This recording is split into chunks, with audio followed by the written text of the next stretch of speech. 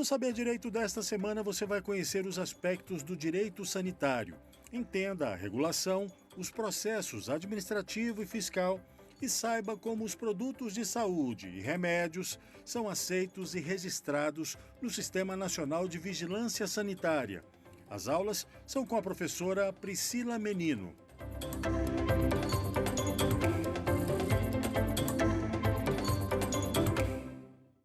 Olá a todos, sejam muito bem-vindos de volta. Chegamos à nossa última aula do nosso curso de Direito Sanitário. Espero que vocês tenham aprendido vários conceitos. A gente aprendeu bastante coisa, falamos sobre vários assuntos que envolvem o Sistema Nacional de Vigilância Sanitária e o Direito Sanitário. Falamos um pouquinho sobre como funcionam as normas, como é esse arcabouço jurídico sanitário. Falamos um pouquinho sobre o sistema, especificamente o Sistema Nacional de Vigilância Sanitária, quem são esses órgãos que compõem esse sistema, como é esse sistema, ele é harmônico, não é? Falamos um pouquinho sobre também a criação da Anvisa, sobre o cenário histórico, sobre como era antes da Anvisa e depois da Anvisa. Falamos um pouquinho sobre as características de uma agência reguladora, falamos sobre o seu poder de polícia, falamos um pouquinho também sobre o processo administrativo, falamos sobre princípios. Então, a gente falou sobre diversos assuntos que envolvem o direito sanitário e que te dão uma segurança para lidar com esse assunto de uma forma mais tranquila.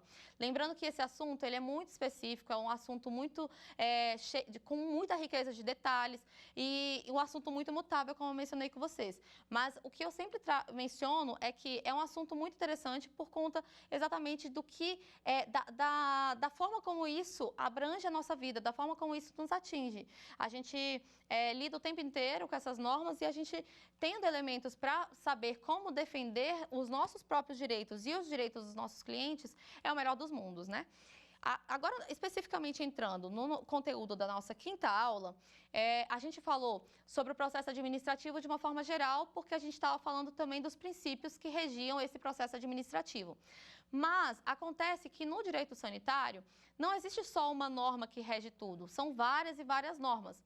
E como a Lei 9782, né, que é a lei de criação da Anvisa, ela é uma norma que traz alguns preceitos de processos administrativos, a gente tem um outro lado também, que é o processo administrativo fiscal. O que é o processo administrativo fiscal? É um procedimento que trata, por exemplo, de multa, trata de penalidades, trata do que é infração sanitária, trata do que é, por exemplo, uma análise fiscal.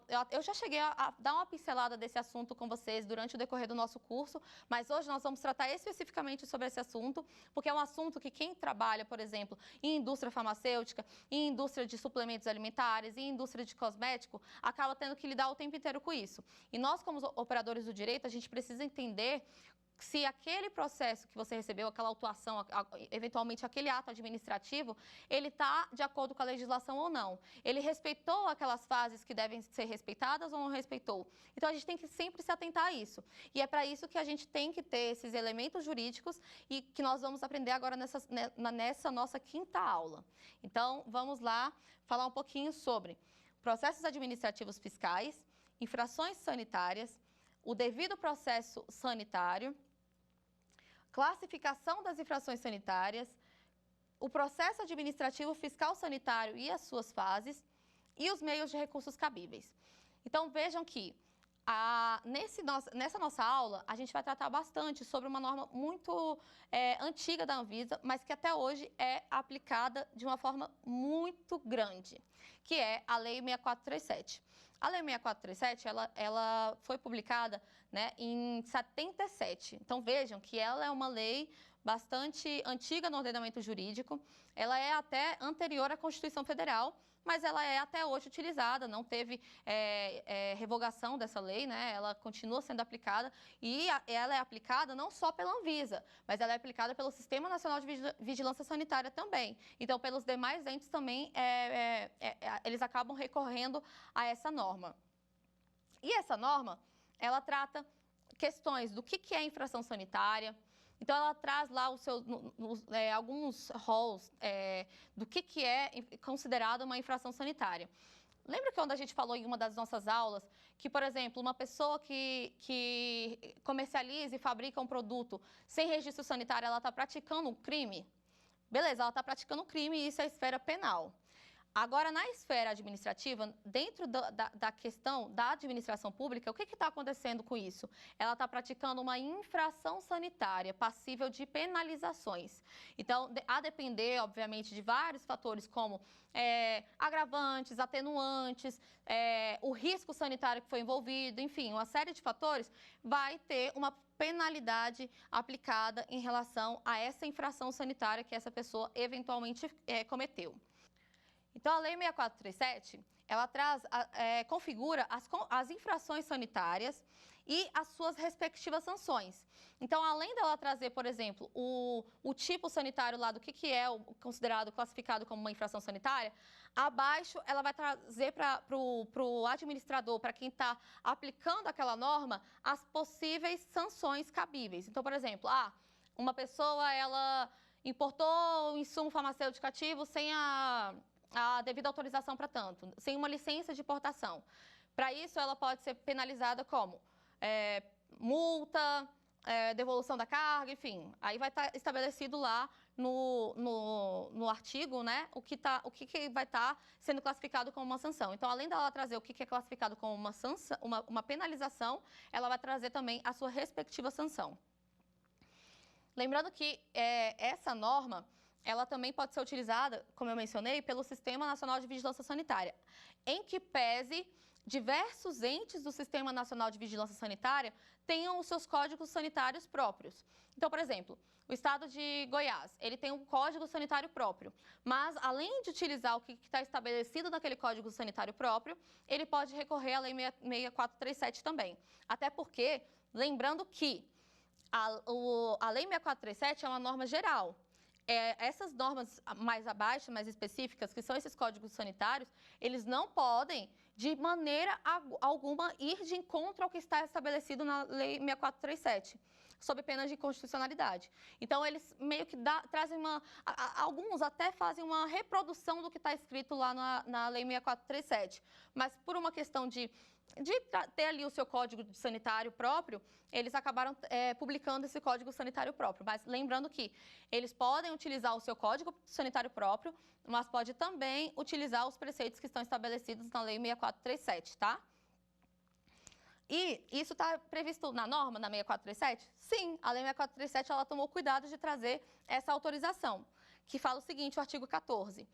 As penalidades previstas nessa lei serão aplicadas pelas autoridades sanitárias competentes do Ministério da Saúde, leia-se Anvisa, dos estados, do DF e dos territórios, conforme as atribuições que lhes sejam conferidas, pelas legislações respectivas ou por delegação de competência através de convênios. Então, lembrando que eles podem utilizar. Mas o que acontece do ponto de vista prático? Quando a gente tem um sistema, o sistema ele deve ser harmônico. Então, quando a gente tem vários entes, esses entes, todos eles têm capacidade de regulação e fiscalização e monitoramento daquelas empresas.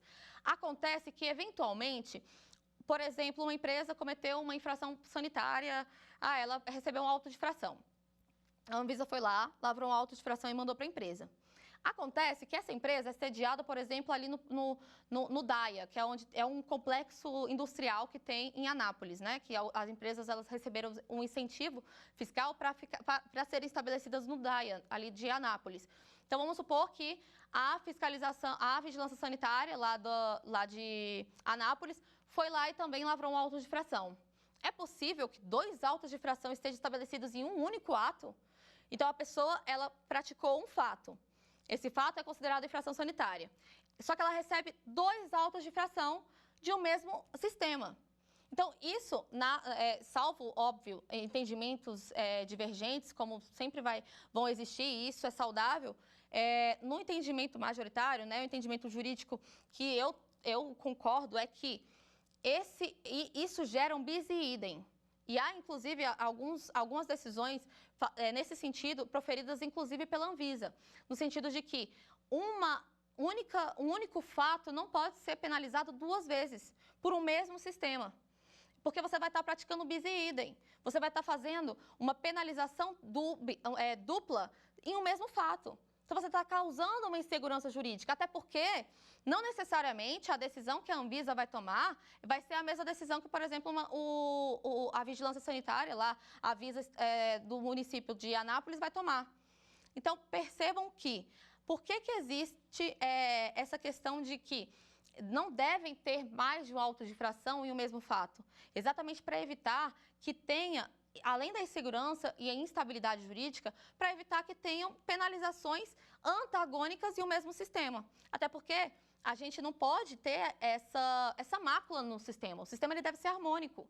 O sistema não pode ter um falar A e o outro falar B. Não, eles têm que ter uma mesma linguagem. E para isso que existe a Anvisa, para coordenar o Sistema Nacional de Vigilância Sanitária. Então, se eventualmente há ações que não estão em consonância, não estão em harmonia, elas devem sim buscar uma segurança jurídica, uma estabilidade no ordenamento, porque a gente não pode, de maneira alguma, admitir que tenha essa penalização dupla, né?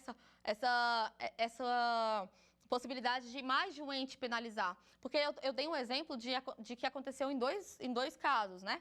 A Anvisa penalizou e a Vigilância Sanitária penalizou também. Mas eu tive um caso no escritório, por exemplo, que além da Vigilância Sanitária do local onde a empresa é situada, a Anvisa também penalizou e mais.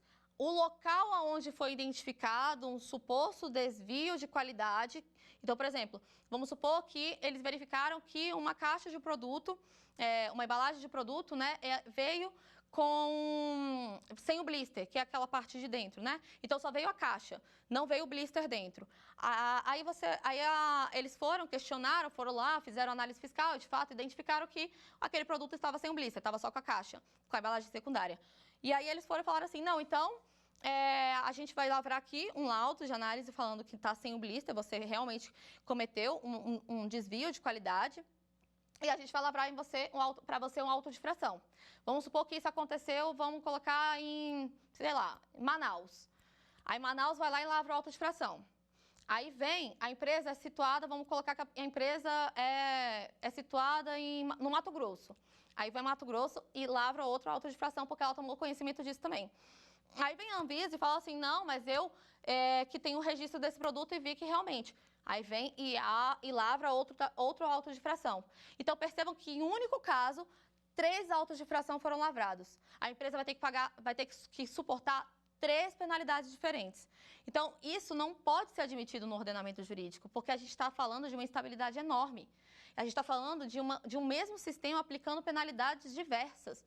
Então, quando eu falo sempre da Lei 6437, dessas normas todas, ainda que o município ou o Estado esteja baseando o seu caso na sua legislação local, né, um código sanitário local, por exemplo, ele está falando de um fato. Então, a gente está falando do fato, a gente não está falando daquele tipo legal, daquele tipo que está estabelecido na 6437 ou que está estabelecido no Código Sanitário Local. Não, a gente está falando do fato que é o quê? Fabricou um produto em desacordo com o seu registro, que praticou um produto, comercializou um produto, né, que estava em desacordo com o registro porque ele foi fabricado e comercializado sem o blister numa embalagem secundária. Então, só veio a caixinha, não veio a unidade. E aí, é sempre importante que a gente, como operador do direito, entenda que a gente tem a obrigação e o dever de orientar os nossos clientes nesse sentido. Porque, às vezes, o que acontece? Existe um tal de uma vontade de que o cliente vá lá e fala assim, não, eu vou pagar logo isso porque eu quero me ver livre disso logo. Só que, às vezes, ele pagando...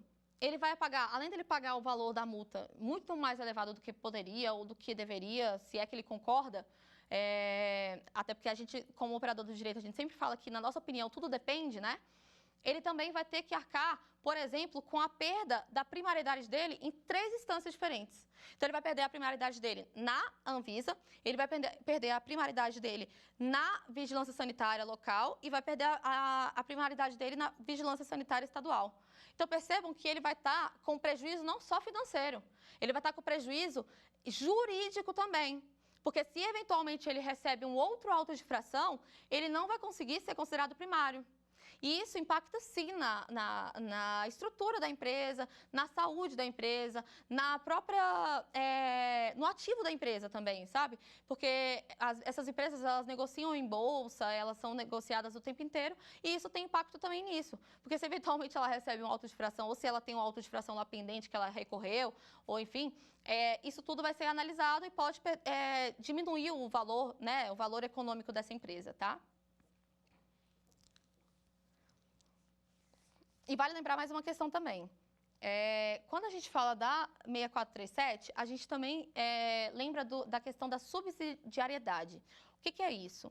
Significa que o que ela não estiver dispondo, porque ela obviamente trata muito sobre tipos de infração, penalidades, fala sobre a questão da análise fiscal, ela traz alguns conceitos muito mais específicos. Então, o que ela não estiver estabelecendo, a gente recorre lá para a Lei 9782, que é a Lei de Criação da Anvisa. Então, sempre que a gente vê que alguma coisa ali está incompleta, a gente pode recorrer para a Lei Geral da Anvisa, né? Enfim, a Lei de Criação da Anvisa, ou até mesmo na Lei 9784.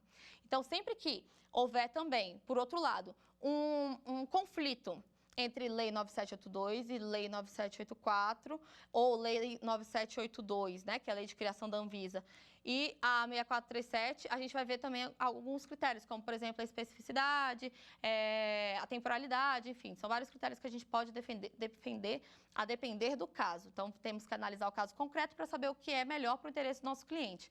Mas aqui a gente sempre fala, faz essa ressalva dessa questão do princípio da subsidiariedade, tá? E agora, olha, percebam como essa norma ela é ampla.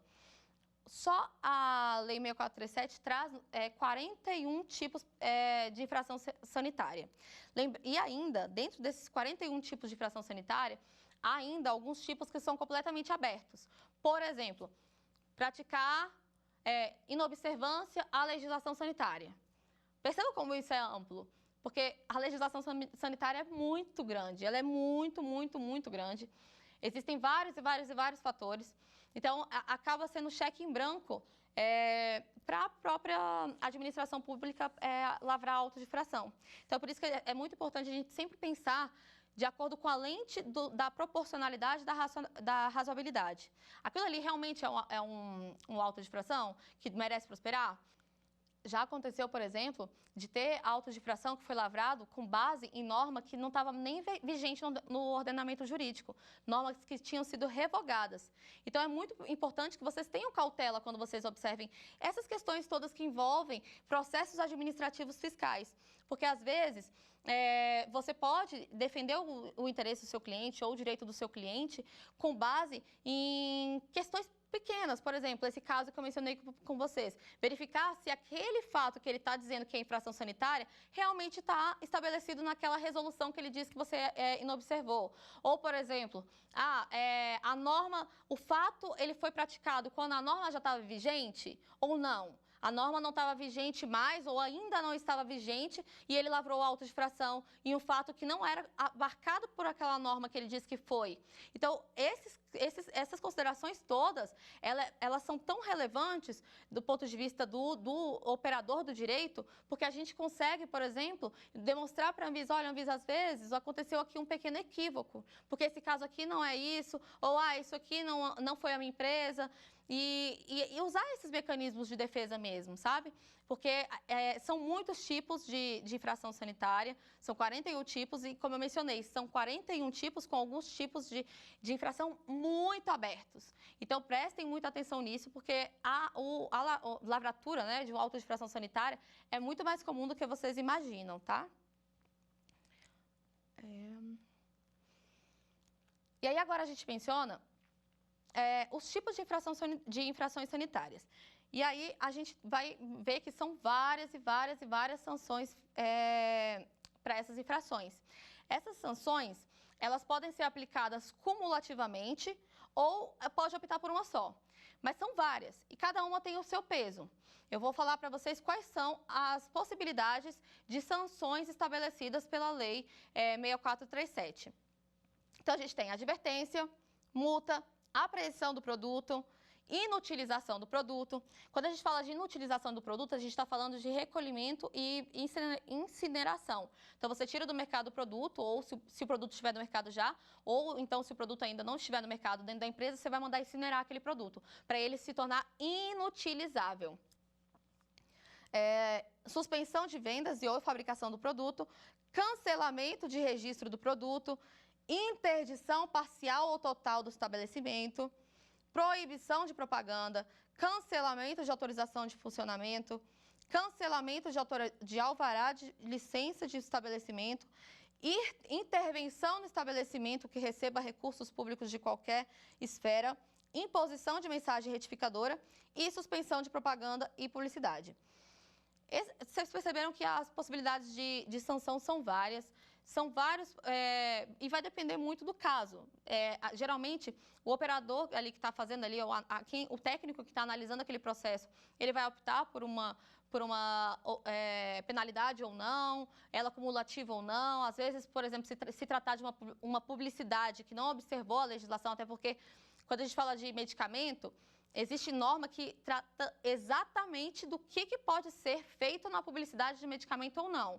Então, por exemplo, é proibido que uma criancinha esteja, por exemplo, tomando um medicamento em um comercial. Isso é expressamente proibido. Se, por exemplo, um laboratório optar por ainda assim fazer isso, aí ela pode ser penalizada. Aí pode estar lá, por exemplo, a penalidade. A multa de, sei lá, 100 mil reais, mais proibição de vinculação da propaganda. Então, elas podem ser cumulativas ou não, depende do caso, tá? Agora, dessas sanções todas que eu mencionei, a que eu considero mais relevante, a mais grave, a mais prejudicial para o setor é a perda da autorização de funcionamento. Por quê? A autorização de funcionamento é o que permite que essas empresas elas possam fabricar, comercializar produtos que são regulados pelo Sistema Nacional de Vigilância Sanitária.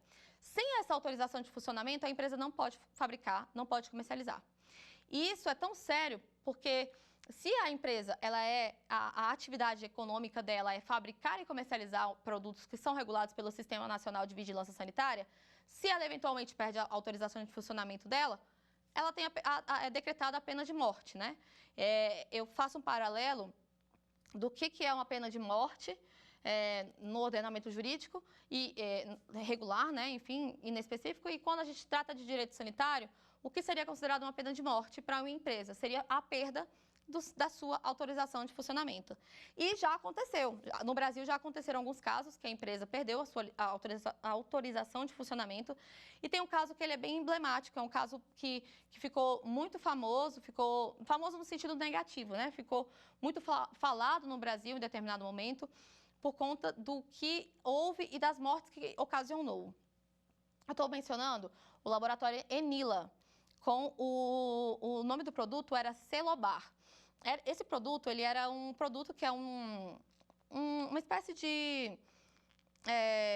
quando você vai fazer algum exame, você toma um diagnóstico, contraste, né, na veia, enfim, para ver os órgãos de uma forma melhor. E esse Celobar, ele era um contraste, era um produto de contraste. E ele é regulado pelo Sistema Nacional de Vigilância Sanitária. E o que aconteceu?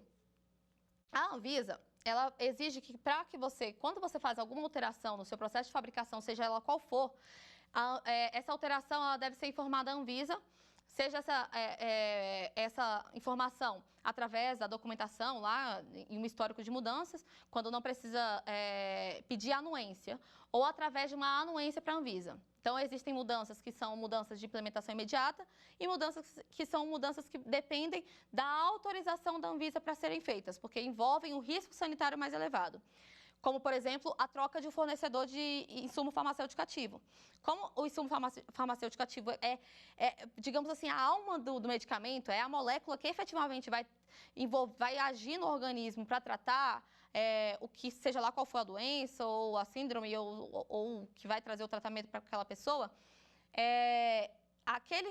a mudança desse insumo farmacêutico ativo é uma questão que impacta diretamente no produto. Então, por impactar diretamente no produto, o que se espera? espera que a Anvisa faça uma anuência daquele produto, né, daquela mudança, ela vai analisar se aquela mudança pode gerar um risco sanitário naquele produto ou não, e aí ela dá o aval ou não, ou ela nega. E aí, nesse caso, o que aconteceu? O laboratório Enila, à época, ele trocou, ele portava o insumo farmacêutico ativo do Celobar, e aí, por conta de que ficou muito cara, a oscilação de dólar, enfim, geralmente esses insumos farmacêuticos ativos, eles são muito negociados em dólar, né, porque não fica geralmente aqui no Brasil. E aí, por conta dessa questão financeira mesmo, de valores, ele falou assim, não, eu consigo internalizar a fabricação do meu princípio ativo, do Celobar.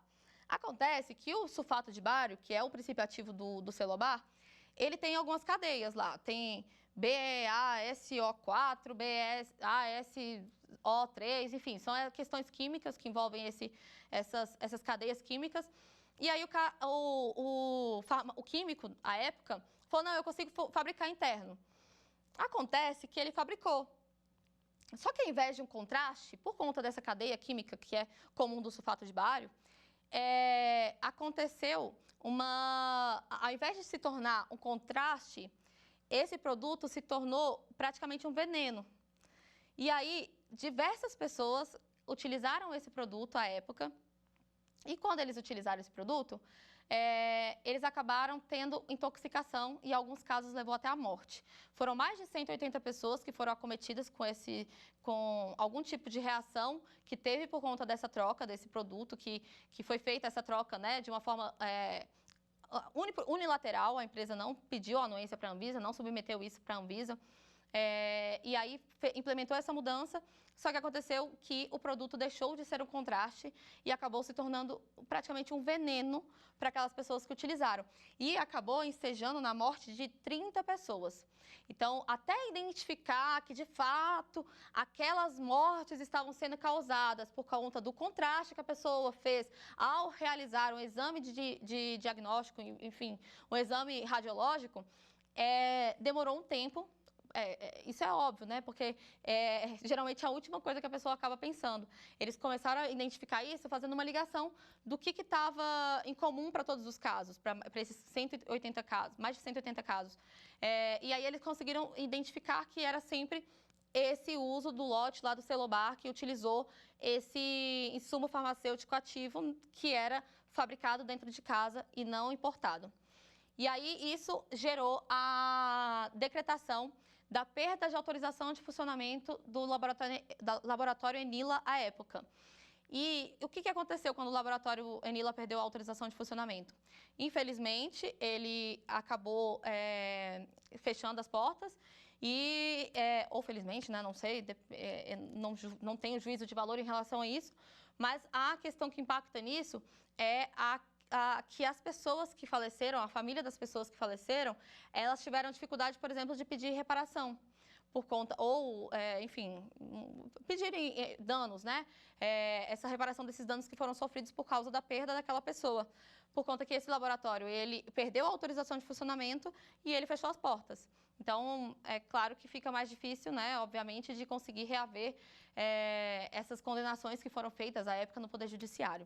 Então, esse é um exemplo muito clássico de uma pena de morte que foi decretada para uma empresa, que é o quê? Uma sanção com base na Lei 6437 de perda da autorização de funcionamento para fabricação e comercialização de medicamentos no Brasil. E aí a Lei 6437, ela também tem graduações. Ela pode ser considerada, as infrações sanitárias, elas podem ser consideradas leves, graves ou gravíssimas. As infrações sanitárias consideradas leves são aquelas em que o infrator seja beneficiado por circunstância atenuante. Essas circunstâncias atenuantes estão dispostas no artigo 7º da própria norma. As graves são aquelas em que for verificada uma circunstância agravante. As agravantes estão no artigo 8º. E a gravíssima é aquelas em que seja verificada a existência de 2 ou mais circunstâncias agravantes. Então, lembra que eu mencionei para vocês de um caso lá no início da aula, de quando a pessoa recebe uma penalização e vai lá e quita e ao invés de usar o seu direito de recorrer, se ela discordar daquele caso de fato? Então, isso aqui impacta nessa questão de graduação dessas sanções. Por quê? Porque ela pode perder, por exemplo, o benefício dela de ser primária, né? De nunca ter tido, nunca ter tido a condenação em infração sanitária anteriormente. E aí ela não pode mais, então, ser considerada uma infração leve, mas sim uma infração grave. Então, por isso que eu falo que tudo que a gente acaba agindo aqui tem impacto lá na frente, pelo menos nos próximos 5 anos, que é o prazo de prescrição, por exemplo, de uma infração sanitária que consta lá no seu no CNPJ ou no CPF lá que você tenha na Anvisa, ou em algum outro órgão do Sistema Nacional de Vigilância Sanitária, tá? E aí, a gente entendeu agora como é que são essas questões das graduações das penalizações, mas o processo administrativo, fiscal, ele tem as suas fases. E são fases muito bem definidas e que devem ser observadas, sim, por quê? Por conta de respeito ao princípio do contraditório e da ampla defesa. Ou seja, o interessado, o administrado, ele tem que ter ciência desses atos, ele tem que ter ciência do que ele está se defendendo, ele tem que ter ciência do que foi a decisão que foi tomada. Então, é uma série de atos que garante o devido processo legal sanitário, o devido processo legal desses processos administrativos fiscais. E ele começa, a fase inicial dele começa, obviamente, com a lavratura do auto de infração. Então, houve o cometimento, eventualmente, o suposto cometimento de uma infração sanitária, é lavrado um auto de infração sanitária que tem requisitos para isso. Então, deve ter a data, o local, assinado por uma autoridade competente, enfim, tem uma série de requisitos que a Lei 6437 traz. E aí, a fase inicial, então, lavrou o auto de infração.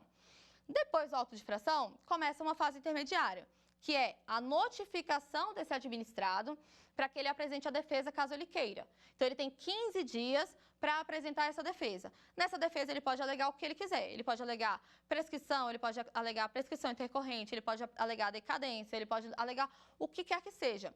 Pode alegar, demonstrar que não houve infração sanitária, pode demonstrar, por exemplo, também que não houve risco sanitário, que aquele produto ele teve um controle de processo muito grande. Então, demonstrar tudo que ele entenda ser cabível nessa defesa. Por quê? Porque essa defesa vai ser analisada por um técnico, que vai ser o responsável pelo seu processo.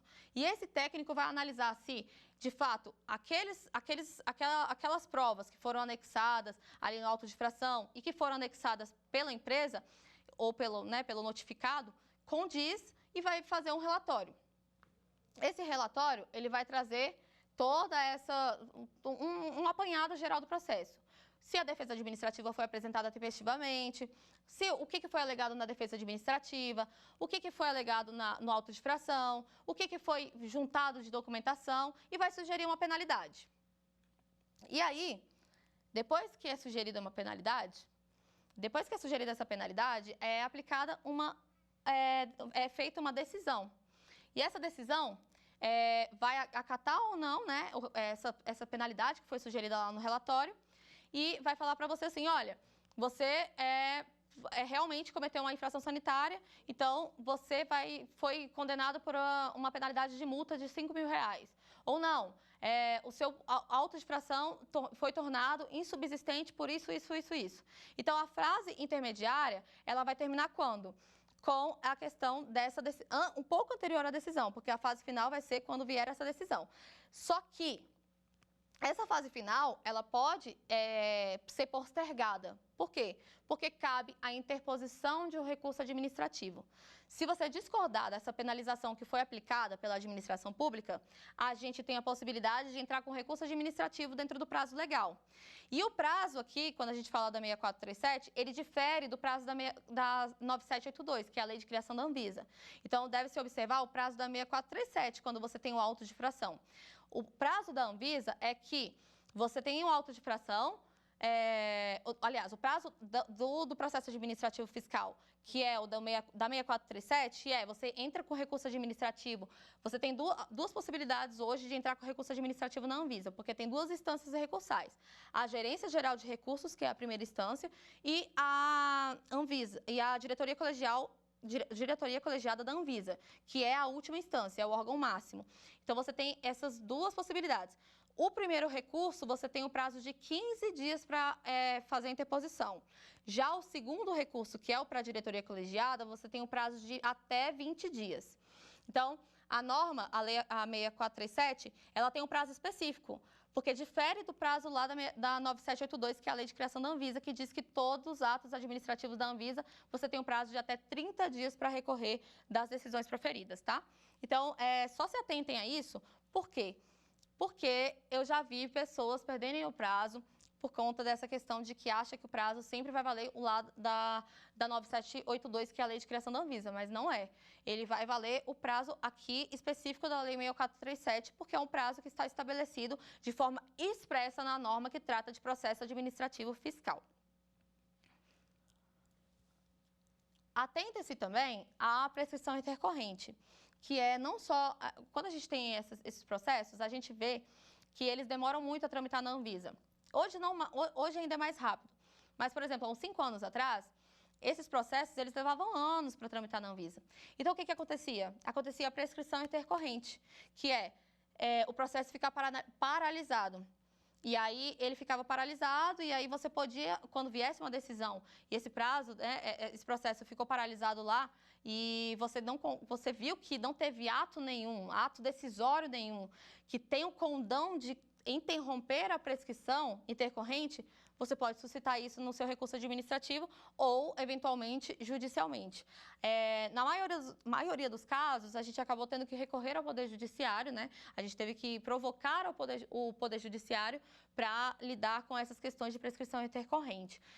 Mas hoje não, hoje a Anvisa analisa, ela faz um relatório lá, falando que, teve prescrição intercorrente, não teve, e aí dá a decisão baseada nisso, tá? E até porque depois você tem 2 instâncias para questionar isso também. Se eventualmente você precise, você tem a Gerência Geral de Recursos, que é a primeira instância recursal, e você tem a Diretoria Colegiada, que é o órgão máximo recursal da Anvisa. Lembrando que esses recursos administrativos, eles também são cabíveis para decisões que são proferidas por outros órgãos do Sistema Nacional de Vigilância Sanitária. Então, se atentem a essa questão também. Você não precisa acatar necessariamente tudo que está ali estabelecendo pelo órgão vinculado a essa questão de processo administrativo fiscal. Você pode fazer jus ao seu direito, ao princípio do contraditório e da ampla defesa para buscar a reforma de alguma decisão que você não concorde. E aí, agora a gente chegou em uma parte também tratada pela Lei 6437, já encaminhando para o final do nosso curso. A Lei 6437, ela trata de algumas questões que são para verificar a qualidade daquele produto, a segurança, a eficácia e a qualidade daquele produto. Então, o que aconteceu? O ordenamento jurídico sanitário, ele é muito complexo. Ele tem várias fases, ele tem várias regras, várias normas. E o ordenamento jurídico, ele teve a cautela de trazer mecanismos para trazer uma proteção maior para a saúde da população. Então, além dos elementos anteriores à comercialização desse produto, que é registro, aquelas etapas todas que a gente mencionou, ainda tem esse monitoramento pós-mercado. E um dos tipos de monitoramento pós-mercado que está estabelecido na Lei 6437 é a famosa análise fiscal desses produtos. É muito engraçado quando a gente fala de análise fiscal, porque quando a gente pensa em análise fiscal, a gente pensa em alguma coisa vinculada ao fisco, né? Pela palavra fiscal. Mas não, nesse caso aqui, o que é a análise fiscal? A análise fiscal é o seguinte, você tem um produto, a sua empresa, vamos supor que a empresa tem um produto e está no mercado, esse produto está lá sendo comercializado. Aí, por algum motivo, ou por algum programa constante de monitoramento da qualidade desses produtos, ou por as empresas, né, alguém viu lá que tem algum tipo de desvio, leva esse produto para fazer uma análise fiscal. Geralmente, o monitoramento é feito de uma forma preventiva e também é feito de forma repressiva, né? Que é quando você analisa em decorrência de que você identificou um desvio e aí você vai analisar. Então, por exemplo, o hospital viu lá um produto, uma bolsa plástica, por exemplo, de um soro e falou assim, olha, essa bolsa plástica desse soro aqui, ela tem um problema. Ela não tá, ela tá com perfurada ou ela tá com, sei lá, um bicho dentro, ela tá contaminada. Quero que você analise. Aí faz essa notificação o laboratório público, que são laboratórios que vão verificar realmente a qualidade daquele produto, vai lá e coleta essa amostra. E essa amostra, ela pode ser coletada em triplicata ou em amostra única. E eu vou mencionar para vocês qual é a diferença mais à frente. E aí eles vão fazer o quê? Eles vão analisar aquele produto, falar assim, realmente aqui tem um negócio aqui que está esquisito, tem partículas em suspensão, e aí vai analisar a bula. Aí a bula do produto fala assim, olha, a bula desse produto fala que esse produto ele é uma solução límpida, uma solução transparente e que não tem nada de partícula em suspensão. Então, ele não está em acordo, ele está em desacordo com a legislação sanitária. Lavra um laudo, esse laudo, ele tem um peso tão grande, porque isso aí é encaminhado para a Vigilância Sanitária, para a Anvisa, pode ensejar um recolhimento do lote inteiro. Então, é tão relevante isso, esse assunto é tão relevante, porque quando a gente pensa assim, é uma análise fiscal, vai analisar ali e pronto. Não, essa análise fiscal, ela vai ter um impacto enorme posteriormente, porque ela pode ensejar, inclusive, na retirada do produto do mercado. Então, percebam que esse procedimento ele é de extrema relevância para ambas as partes. Tanto para a indústria, que tem interesse de que seus produtos que estejam no mercado tenham segurança, eficácia e qualidade, tanto para a Anvisa, que tem interesse de promover e proteger a saúde da população. Então, é uma via de mão dupla mesmo, sabe? É uma proteção para os dois lados. Esse mecanismo, ele é um mecanismo extremamente importante que acontece o tempo inteiro. Quando a gente fala de análise fiscal, o que é a análise fiscal? A análise fiscal, ela é uma análise que vai analisar o controle de qualidade desse produto, e aí ela deve ser, de uma forma geral, coletada e triplicata. Então, por exemplo, um laboratório público vai lá e chega lá, por exemplo, um LACEN, que é o laboratório público. E ele é um laboratório público mesmo, tá? Ele é vinculado ao Sistema Nacional de Vigilância Sanitária, ele vai analisar todas as condições ali daquele produto, vai fazer uma análise de aspecto, que é a análise visual, vai fazer uma análise da dissolução, se for o caso, vai fazer uma análise, por exemplo, também de como que esse produto, se esse produto está atendendo às características técnicas, uma análise também microbiológica. Então, vai fazer uma análise completa mesmo. E aí, beleza, ele pegou esse produto, de uma forma geral, ele deve ser coletado em triplicata. O que é a triplicata? É você pegar a quantidade suficiente para você fazer análise em 3 partes. É isso que a Lei 6437 diz. Então, você pega esse produto em 3 partes, e aí a primeira parte vai ser levada para o laboratório, as outras 2 partes ficam ali, ficam como se fossem guardadas mesmo, dentro de um lacre inviolável e tudo bonitinho, e aí esse laboratório vai fazer uma análise.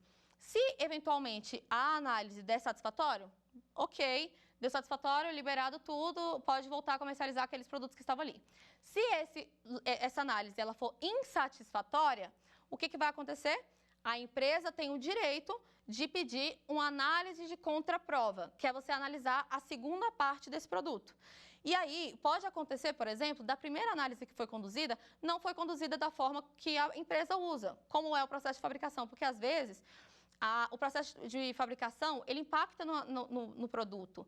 E aí, às vezes, a metodologia, a forma como foi utilizada para analisar as condições daquele produto, não foi a forma como é feita no laboratório.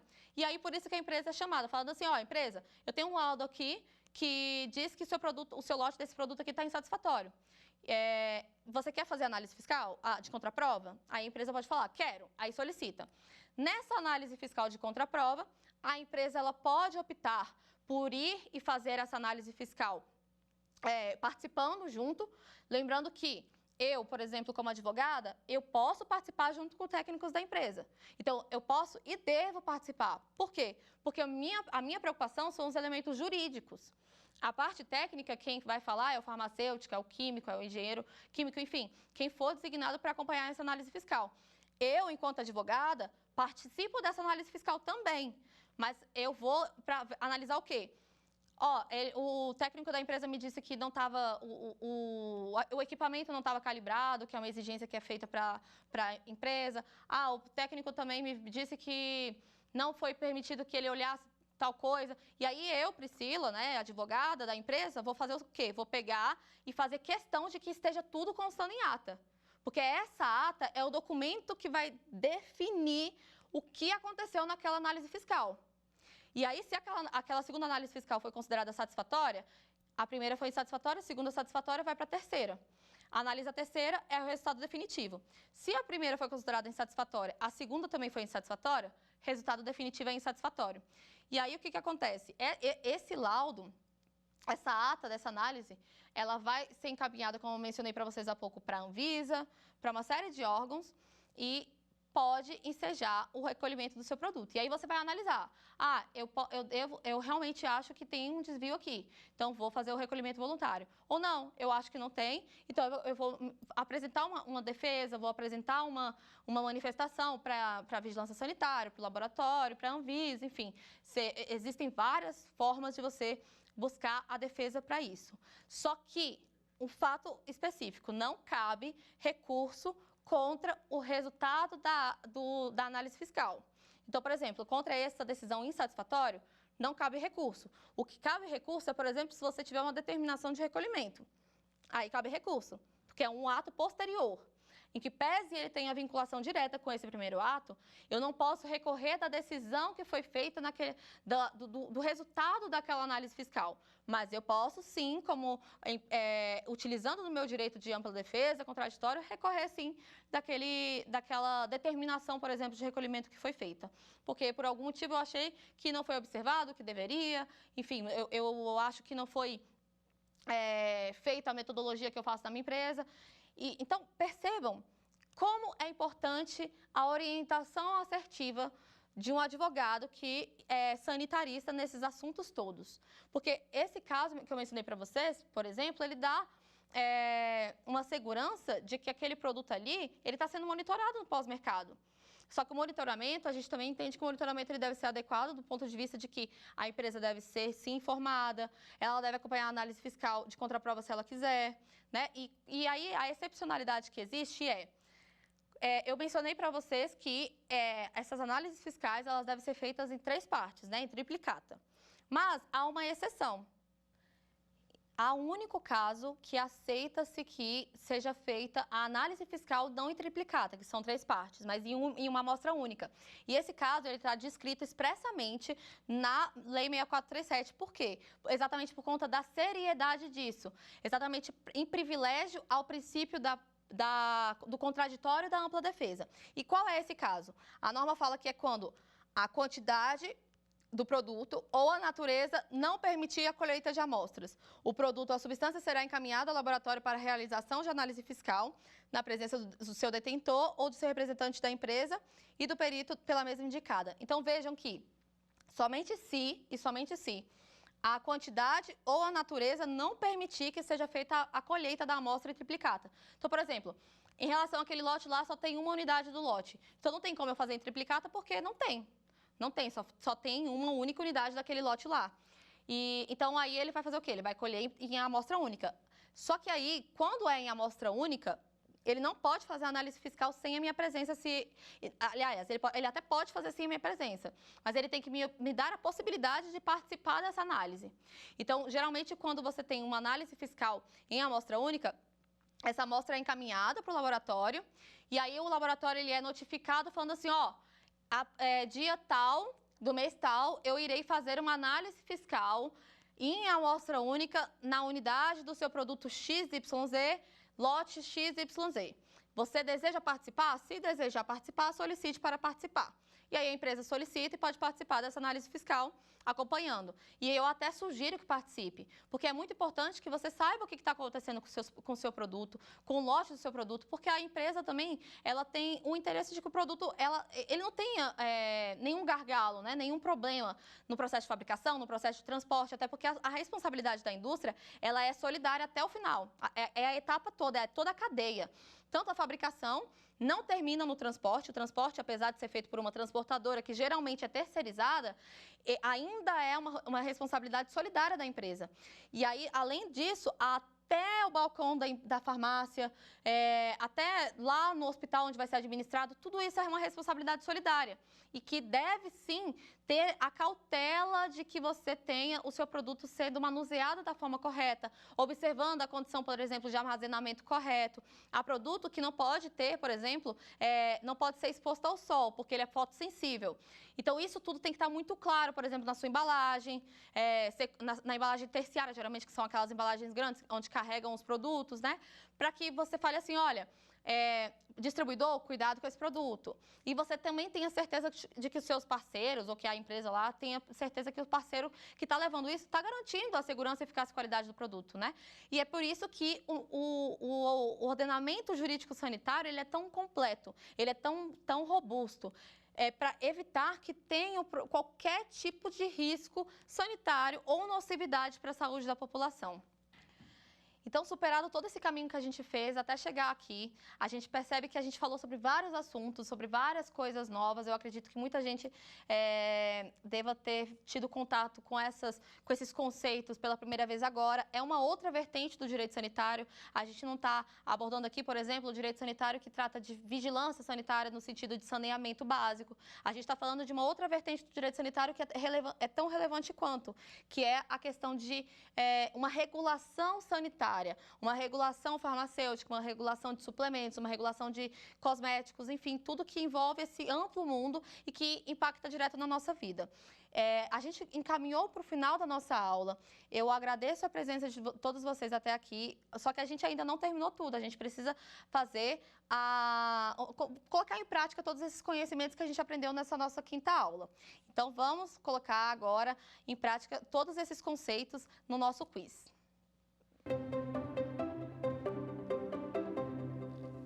A lei número 6437 de 77 define as infrações à legislação sanitária federal e estabelece sanções. Não é uma sanção exposta pela norma. Letra A, multa. Letra B, advertência. Letra C, prisão. Ou letra D, interdição de produto. Bem, a gente falou bastante sobre a questão das sanções, dos tipos de sanções, e falamos que é muito claro para a gente tentar solucionar essa norma, pensar muito do ponto de vista de que é uma norma administrativa, é uma norma que atende à legislação sanitária, à administração pública, né? Então, a gente não está falando aqui de questão, por exemplo, criminal. E aí, facilita, eu dei uma dica para vocês conseguirem achar a resposta. Vamos conferir qual é o resultado da questão. E a letra C. É evidente que a letra C, por quê? Porque a gente está falando de um produto, de sanções que não são vinculadas, por exemplo, a uma legislação criminal, mas sim a uma legislação sanitária, processos administrativos fiscais sanitários. Então, a gente não está falando da possibilidade, por exemplo, de cerceamento da vida, que seria, por exemplo, uma prisão, sendo que prisão pode até ensejar, uma infração sanitária pode até ensejar uma prisão, mas quem vai determinar isso não é com base na Lei 6437. Vai ser apurado lá na esfera criminal, na esfera penal e vai ser tratado lá.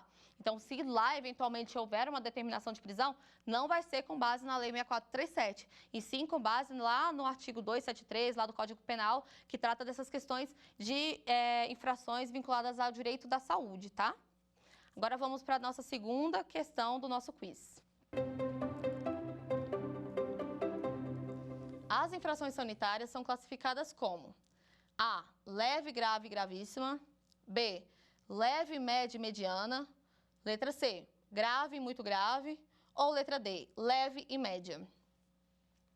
Bem, eu acho que vocês vão lembrar disso porque a gente falou também bastante sobre a questão do que é considerado uma infração leve, o que enseja na perda da condição de uma infração leve. Então, vamos conferir a resposta para a gente mencionar um pouquinho mais sobre essa questão.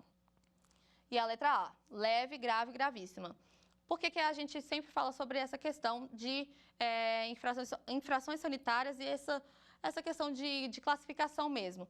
Por conta exatamente de que, lembra quando eu falei para vocês sobre você perder a sua primariedade ou você praticar uma infração sanitária e você ter ser lavrado um auto de infração em várias instâncias e aí você acaba sendo prejudicado e que eu não sugiro que você, por exemplo, pague em todas as instâncias, entra nessa história aqui de você ter a garantia desse escalonamento, né?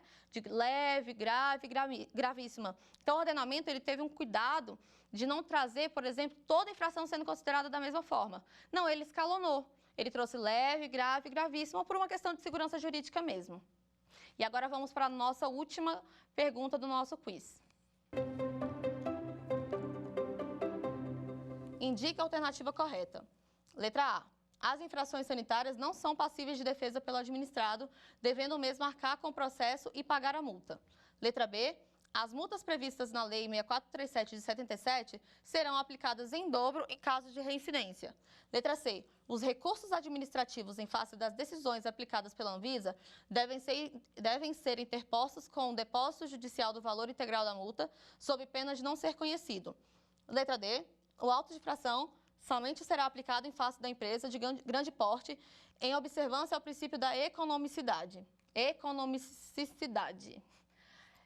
Vamos conferir a resposta para a gente falar um pouquinho mais sobre essa questão? Letra B. Por que a letra B? As multas previstas na Lei 6437 serão aplicadas em dobro em caso de reincidência. O comentário da questão anterior vale um pouquinho para essa questão. Por quê? Porque quando a gente perde a reincidência, a gente acaba tendo uma penalização em dobro, né? A gente acaba deixando de ser considerado lá como leve. Então, é uma consequência jurídica de você saber, por exemplo, que aquilo é uma infração e praticar novamente a infração. É como se fosse um meio de compensação do sistema jurídico dizendo, olha, você já sabe que isso é uma infração, então agora você vai pagar o dobro para você ver se você aprende que não pode fazer isso. É mais ou menos isso, sabe? As outras, a letra A, ela está equivocada porque as infrações, elas são passíveis de defesa, sim, pelo administrado. Ele até pode optar por pagar a multa, mas ele pode também apresentar uma defesa administrativa. A letra C, ela está equivocada porque pode sim ser apresentado recurso administrativo sem apresentar um calção, um depósito judicial para tanto, porque a própria norma, a 6437, diz que quando você apresenta um recurso administrativo, ele tem um condão de suspender o valor da cobrança, suspender a cobrança, né? Então fica suspenso. Então não precisaria você entrar com um depósito do valor, do montante judicialmente, até porque a gente nem está falando de ação judicial aqui ainda. A gente está falando aqui em um processo administrativo, fiscal. E a letra D está equivocada por conta de que o auto de infração, ele pode ser aplicado a qualquer empresa de qualquer porte. Então, independente de se é um porte econômico grupo A, grupo 2, enfim, seja qual for o tamanho econômico da empresa, ela pode sim sofrer a penalização e sofrer a lavratura de um auto de infração sanitária. E considerando essa nossa última questão, a gente chegou agora no final do nosso curso, aprendemos várias questões nessa última aula vinculadas ao processo administrativo fiscal e durante o nosso curso inteiro falamos bastante sobre os preceitos do direito sanitário, sobre o que compõe o Sistema Nacional de Vigilância Sanitária e as suas nuances. Eu espero que vocês tenham aprendido bastante, eu espero que vocês tenham gostado e eu fico à disposição sempre de vocês e desejo bons estudos. Quer dar uma sugestão de tema para os cursos do Saber Direito? Então mande um e-mail para a gente, saberdireito@stf.jus.br, ou entre em contato por WhatsApp. O número é esse que aparece na tela. Você também pode acompanhar as aulas pela internet. Acesse tvjustiça.jus.br ou o nosso canal no YouTube, TV Justiça Oficial.